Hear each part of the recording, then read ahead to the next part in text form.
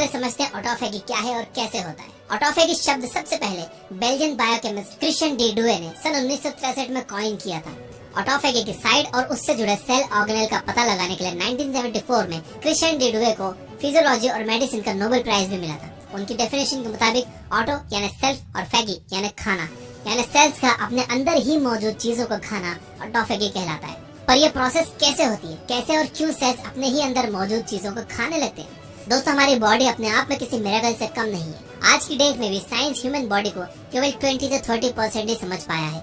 हमारे शरीर में 60 ट्रिलियन सेल्स हैं और रोज ना जाने कितने सेल्स बनते हैं और कितने मरते हैं। यह प्रोसेस चलती रहती है ताकि हमारी बॉडी का होम्योस्टेसिस यानी बैलेंस स्टेट मेंटेन रहे। ठीक इसी तरह एक सेल के अंदर भी कई नई चीजें बनती हैं और पुरानी चीजें टूटती हैं ताकि सेल जिंदा रह सके और प्रॉपर्ली काम कर सके। जिस तरह हमारी बॉडी सेल्स से बनी है, उसी तरह एक सेल भी कई सेल्स ऑर्गेनेल्स से मिलकर बना है। सभी ऑर्गेनेल्स अपना अपना फंक्शन करते हैं। कोई प्रोटीन बनाता है, कोई डीएनए, तो कोई एनर्जी। चाहे हम सो रहे हो या जाग रहे हो, इन सेल्स में कोई न कोई प्रोसेस हमेशा चलती रहती है और इस दौरान कई वेस्ट मटेरियल सेल्स के अंदर इकट्ठा हो जाते हैं। जैसे कोई मिसफोल्डेड प्रोटीन, गलत बन गया न्यूक्लिक एसिड का टुकड़ा, या फिर कभी बॉडी में इन्फेक्शन हुआ, बॉडी इन्फेक्शन से लड़ी, वायरस या बैक्टीरिया तो मर गया और उसके डेड रिमेन्स वहीं पड़े रहे। ये सारा कचरा धीरे धीरे सेल्स में जमा होता जाता है और सेल्स की फंक्शनिंग को स्लो करता है, जिससे डायबिटीज, अल्जाइमर्स, पार्किंसंस, ओबेसिटी, यहाँ तक कि कैंसर जैसे बड़ी बीमारियां भी हो सकती हैं। इसके सेल्स की प्रॉपर फंक्शनिंग के लिए ये बहुत जरूरी है कि ये कचरा समय समय पर साफ होता रहे और बस यहीं पर ऑटोफेगी का प्रोसेस काम आता है। ऑटोफेगी के दौरान सेल्स अपने अंदर जमा इस वेस्ट मटेरियल को रिसाइकिल करके एनर्जी प्रोड्यूस करते हैं, जो सेल के सर्वाइवल के लिए बहुत जरूरी है। ऑटोफेगी बॉडी में मौजूद एक सेल का हाउसकीपिंग यानी कि बाय डिफॉल्ट फंक्शन है। आपको अलग से इसे स्टार्ट करने के लिए कुछ नहीं करना पड़ता, वो बॉडी में अपने आप होता रहता है। लेकिन प्रॉब्लम तब आती है जब ये प्रोसेस स्लो हो जाए या फिर काम ही ना करे। याद है आपको पुराना जमाना जहाँ लोगों को डायबिटीज जैसी प्रॉब्लम्स नहीं होती थी, लोग 100 साल तक जीते थे, वो भी फिट और हेल्दी। क्यों? क्योंकि उनकी बॉडी सही से ऑटोफेगी कर रही थी और टाइम टाइम पर अपना कचरा रिसाइकिल कर रही थी। ऐसा क्या था उन लोगों की लाइफस्टाइल में जो हम लैक कर रहे हैं? वो है फास्टिंग, खाने का सही रूटीन यानी डिसिप्लिन्ड ईटिंग। आइए जरा उनकी और हमारे ईटिंग हैबिट्स को कंपेयर करते हैं। वो सुबह अर्ली मॉर्निंग उठते थे, अपने डेली के कामों के बाद एक हैवी मील लेकर अपने काम पर निकल जाते थे। काम के बहाने उनका वर्कआउट तो हो ही जाता था। उसके बाद अंधेरा होने से पहले एक बार खाना खा लेते थे और फिर सीधा अगले दिन। इसके अलावा वो लोग हफ्ते में 1 से 2 बार फास्टिंग भी करते थे। और हम क्या करते हैं? फास्टिंग तो छोड़ दो, दिन में कुछ न कुछ खाते ही रहते हैं। 8-9 बजे नाश्ता किया, अभी वो पचा नहीं, 2 बजे लंच कर लिया, उसका लोड कम हुआ नहीं, फिर स्नैक्स, फिर लेट नाइट डिनर यानी टोटल मेस। पर खाने का ऑटोफेगी से क्या लेना देना है? आप बताइए, अगर आपके पास सफिशिएंट अमाउंट में ताज़ा खाना होगा तो आप बासी क्यों खाओगे? या आपके पास नई चीज़ों का सरप्लस सप्लाई है तो आप कबाड़ का इस्तेमाल क्यों करोगे? किसी भी पुरानी चीज़ को इस्तेमाल करने का थॉट तभी आता है जब आपके पास किसी चीज़ की कमी हो। ठीक ऐसा ही हमारे सेल्स के साथ भी होता है। जब तक आप उन्हें एनर्जी और न्यूट्रिशन की सरप्लस सप्लाई आप एक्सटर्नली देते रहते हो, तब तक वो ऑटोफेगी मोड में नहीं जाते। क्योंकि ऑटोफेगी एक सेल का बेसिक सर्वाइवल मैकेनिज्म है, तो ये तभी ट्रिगर होता है जब बॉडी में किसी तरह का स्ट्रेस हो, जैसे बॉडी कैलोरी डेफिशिएंट हो या किसी तरह का इन्फेक्शन हो। जब हम हर समय खाते ही रहते हैं तो सेल को कभी एनर्जी डेफिशिएंट स्टेट में रहने का मौका ही नहीं मिलता, जिसके कारण ऑटोफेगी सप्रेस हो जाती है और इसका नतीजा हमें बहुत सी बीमारियों के तौर पर देखने को मिलता है। 2016 में योशिनोरी ओसुमी नाम के जापानीज साइंटिस्ट को ऑटोफेगी की रिसर्च के लिए नोबेल प्राइज मिला।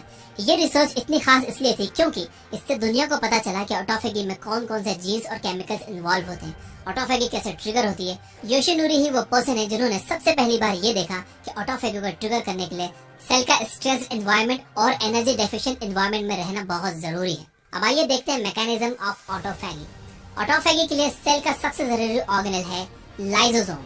जिस तरह हमारी बॉडी में पेट सभी चीजों को डाइजेस्ट करके उसे छोटे टुकड़ों में बांट देता है और बॉडी फिर उसे अलग अलग फंक्शंस के लिए यूज करती है, उसी तरह लाइसोसोम में भी कई डाइजेस्टिव एंजाइम्स होते हैं जो बड़े मॉलिक्यूल्स को बेसिक मॉलिक्यूल्स में तोड़ देते हैं, जिसे सेल अपनी फंक्शनिंग में यूज कर लेता है।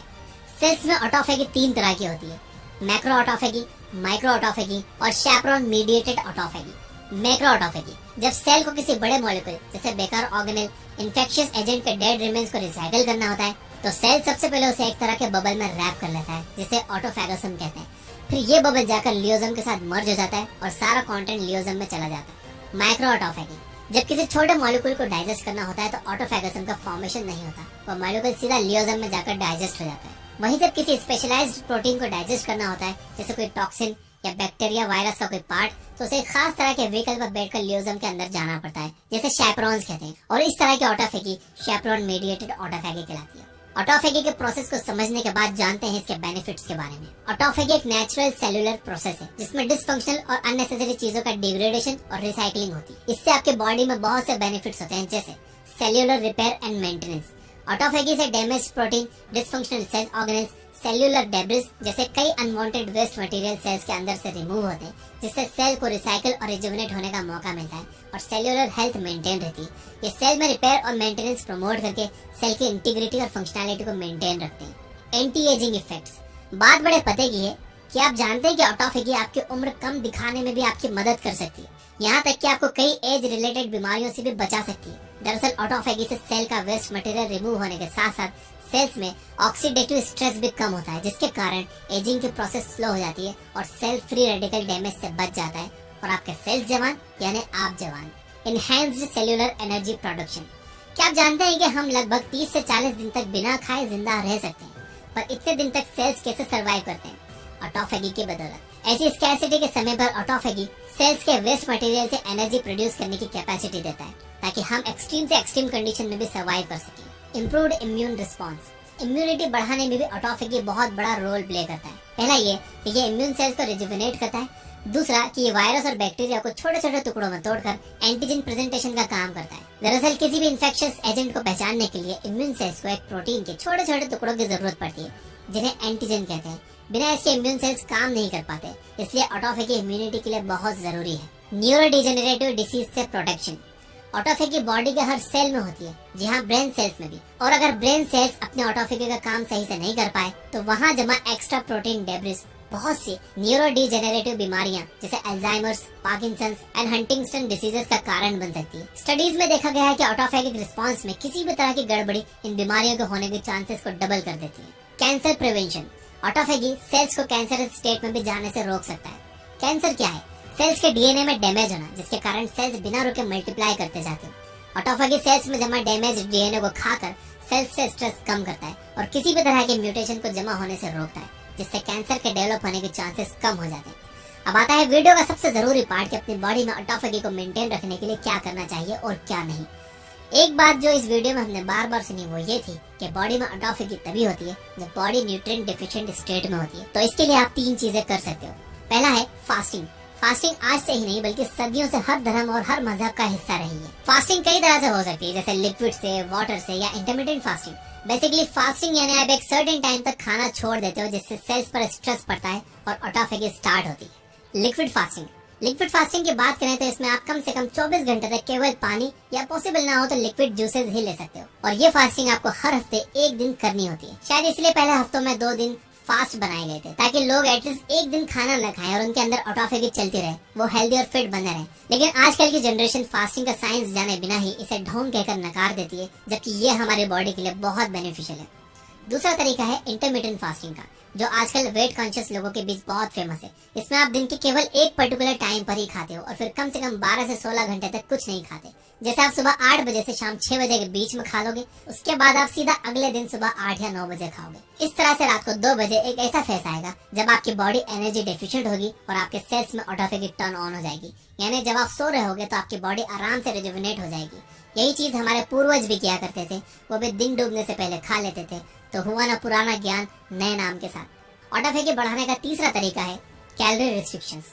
इसमें आप फास्टिंग की तरह सेल्स को कम्प्लीटली न्यूट्रिएंट डेफिशिएंट ना बनाकर उन्हें जरूरत से कम कैलोरीज प्रोवाइड करते हो, जिससे उनके अंदर ऑटोफेगी ट्रिगर हो। इसमें कई तरह के अलग अलग डाइट प्लान आते हैं, जैसे high fat, low carb diet, जिसे आजकल केटो डाइट भी कहते हैं, फाइबर रिच डाइट, और भी कई ऑप्शंस हैं।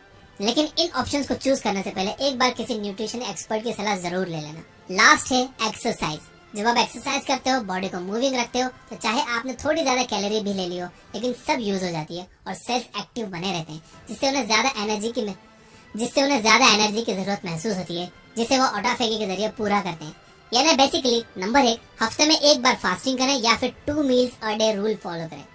नंबर 2, हर समय खाते ना रहें, अपने ईटिंग आवर्स को रिस्ट्रिक्ट करें। नंबर 3,